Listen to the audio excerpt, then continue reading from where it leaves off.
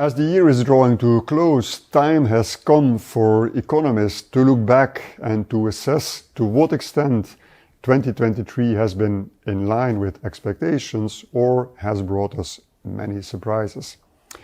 Let's start with the first part, 2023 in line with expectations. Well, the first dimension, the first dynamic, very important, is disinflation. Headline inflation has declined very significantly, thanks to a base effect, the decline in energy prices, but also core inflation, so stripping out energy prices and food prices, core inflation has also declined, and this is something, of course, that central banks are welcoming very strongly.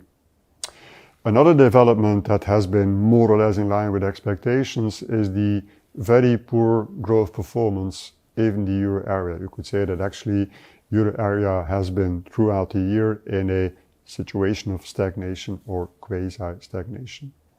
And the third development, which was in line with expectations, is the monetary transmission. That is the transmission of higher policy rates into the economy through bank credit, both in terms of demand, where demand has declined, but also in terms of supply, where banks have adopted a more cautious stance in granting credit.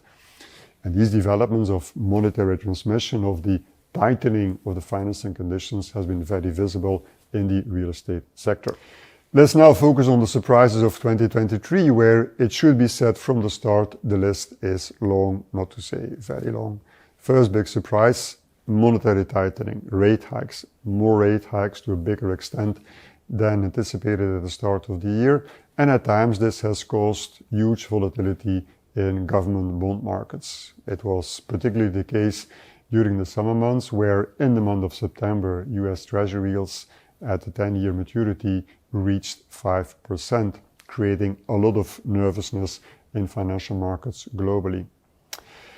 Nevertheless, investors in risky assets have kept their nerve, even faced with a geopolitical shock in the Middle East.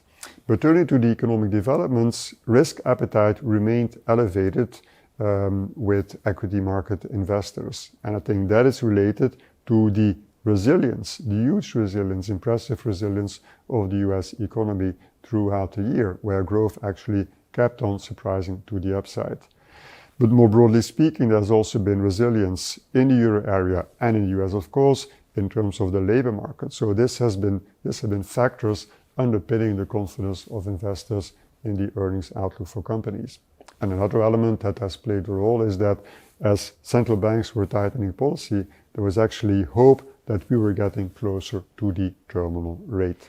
Looking at the latest developments, we can say that 2023 will have been a year surprising until the very end. The recent pickup in the disinflation in the US, but also the change in tone of certain members of the FOMC has led to a reassessment of the policy rate outlook in 2024 by financial markets.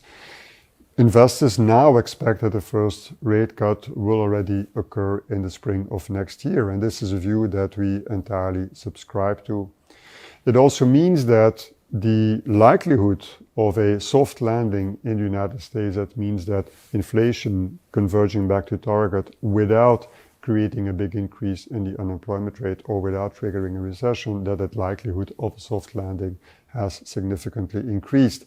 This is, of course, very good news for the US, but also good news for the global economy and the euro area to start with, given the close economic relationships between the US and the euro area.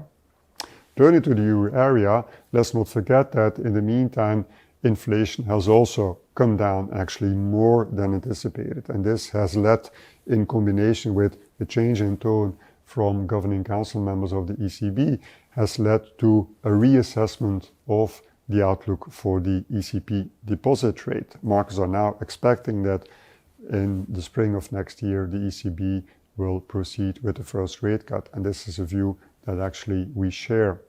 So it means that for the euro area, the combination of the US achieving a soft landing, the decline in inflation, and the prospect of lower interest rates, well, it is a very promising combination of developments, and actually it allows me to say that we are finishing this most surprising year on a hopeful note for 2024.